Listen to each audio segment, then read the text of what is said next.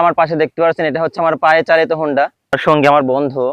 আসসালামু আলাইকুম। আজকে আমরা আমাদের বড় জমি যেটা সেটাতে চলে আসছে, যেটাতে সব সময় পানি থাকে, ওটাতে পানা হয়েছে প্রচুর।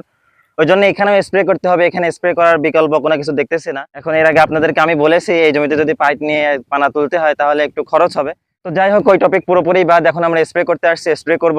এখন এই যে আপনারা আমার পাশে দেখতে পাচ্ছেন এটা হচ্ছে আমার পায়ে চালিত হোন্ডা, এটাকে সাথে করে নিয়ে আসছি। এটা আমার সঙ্গী, ও সবসময় আমাকে যেখানে আমি যেতে চাই সেখানে আমাকে সাথে করে নিয়ে যায়। আমার সঙ্গে আমার বন্ধু। তো যাই হোক, ওকে আমি সাথে নিয়ে আসছি। এখন আমাদেরকে স্প্রে শুরু করতে হবে। এখন এখানে একটা সমস্যা কি, এই মাঠে আসলে পানি সব জায়গায় আছে, কিন্তু স্প্রে করার মতো পানি সব জায়গায় নাই। আমার জমি থেকে যদি পানি সংগ্রহ করতে হয় তাহলে একটু দূরে যেতে হয়।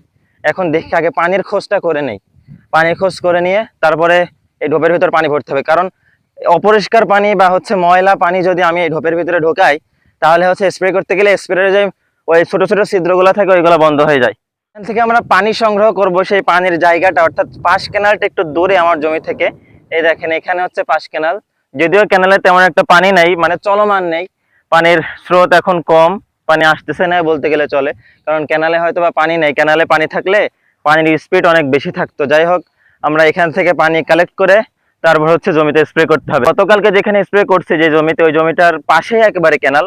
ওটা অনেক সুবিধা ছিল, আবার ছোট জমি, কষ্টও কম হয়েছে। এটা কেনালও দূরে, পানি নিতেও হবে একটু, হেঁটে হেঁটে নিয়ে যেতে হবে, আবার কষ্ট বেশি হবে। যাই হোক, স্প্রে যেহেতু করতে হবে, কষ্ট হওয়ার কথা মাথায় রাখলে তখন আর স্প্রে করতে মন চাইবে না। এই ঢোপটা সবসময় শুকনা জায়গায় রাখতে হয়, কারণ এটা ব্যাটারি চালিত। তো যদি এর নিচে নিচে যে ব্যাটারিটা আছে, এই ব্যাটারির ভিতরে পানি চলে গেলে ব্যাটারিটা নষ্ট হয়ে যেতে পারে। এই পানা নিধন করার জন্য আমাকে যে ওষুধটা দিয়েছে এটার নাম হচ্ছে ফিল্ডার।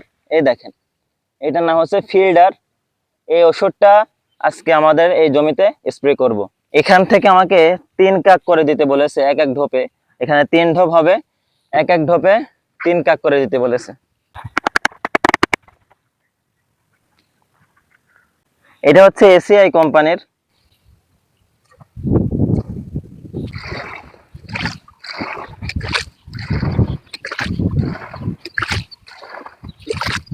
ভাই, এক এক ঢোপে 20 লিটার করে পানি থাকে। 20 লিটার পানি কাঁধে নিয়ে কাদার ভিতরে হাঁটা একটু কষ্টকর।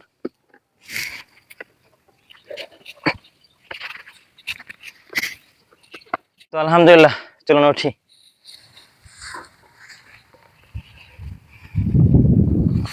এখান থেকে হেঁটে হেঁটে আমাকে জমির আল পর্যন্ত পৌঁছাতে হবে, তারপরে ওখান থেকে স্প্রে করা শুরু করবো ইনশাআল্লাহ।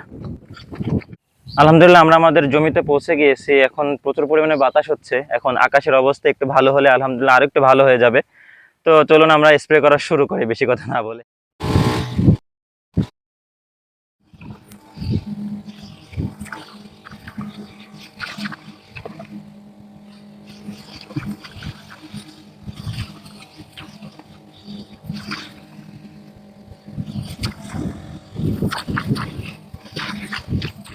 এই জমিতে স্প্রে করা ভাই প্রচুর কষ্টকর। কেন বলতেছে জানেন?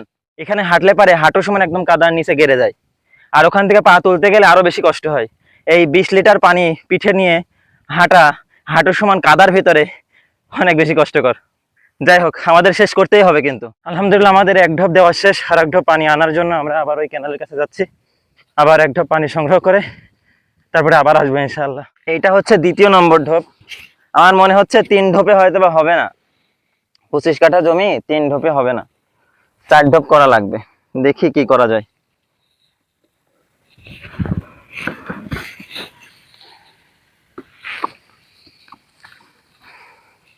এটা হচ্ছে আমার সর্বশেষ ঢোপ। এখন এটা দেওয়ার পরে এই জমিটা আলহামদুলিল্লাহ কমপ্লিট হয়ে যাবে।